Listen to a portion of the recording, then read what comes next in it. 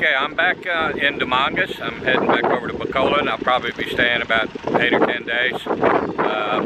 Found somebody over there that I want to go visit. And if I can, I'm going to try to meet Dayton with, he's got a YouTube channel. So I'm going to try to meet with him too. And take a little time off. A pretty hard trip I did up in Estancia. Came back in a hurry. I made it exactly 3 hours coming back from Estancia and Balasan. And that was a good trip though. I mean, it was a hard, long 3 hours, but I got here. I was running between 60 and 70 kilometers when I could. Put in 200 pesos of fuel a few minutes ago when I left Iloilo City. So that's pretty economical, 200 pesos to go all the way up to the north end of Manila and then back on that Yamaha. Now we're about ready to get underway. I'm going to be running the boat for the next 2 days. There's a good captain right here. Oh no, I'm not the captain. What are you? He's the captain. Okay. Well, we're all captains then, right? Yeah, I want to take a sneak peek and see, look at the wheelhouse here and see what they got up here. Looking forward for the next 10 days in Bacolod. It's going to be a lot of fun. And with guys like these running the boat, no problems, no worries, right? Yeah. Okay. Montenegro, we take care of you. Yeah, that's the way I like it. I've asked asked him when he's going to deliver the lunch up here to the wheelhouse, and he said no. So I may have to go down and grab some snacks or something. All right, guys. See y'all later. Bye. See you, Captain. Okay, guys. I'm about ready to go here. Got everything loaded up. We'll depart here in about 5 minutes. Feel pretty good being back at the controls of a boat again. See ya. Remember start all again? Remember it.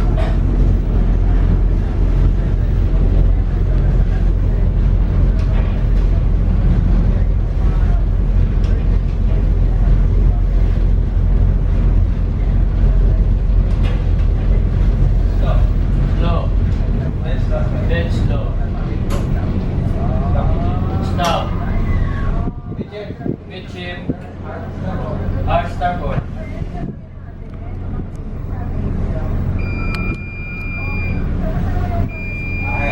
Ahead, let's start.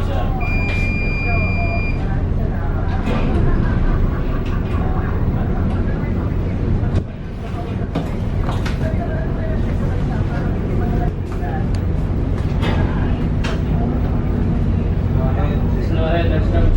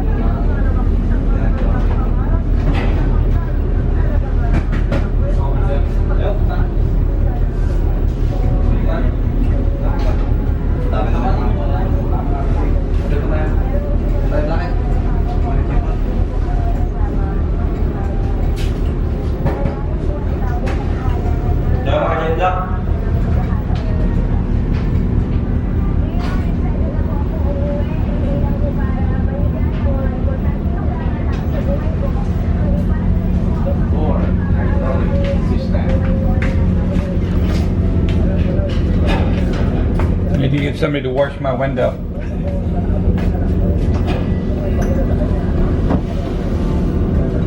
Using a chain lock.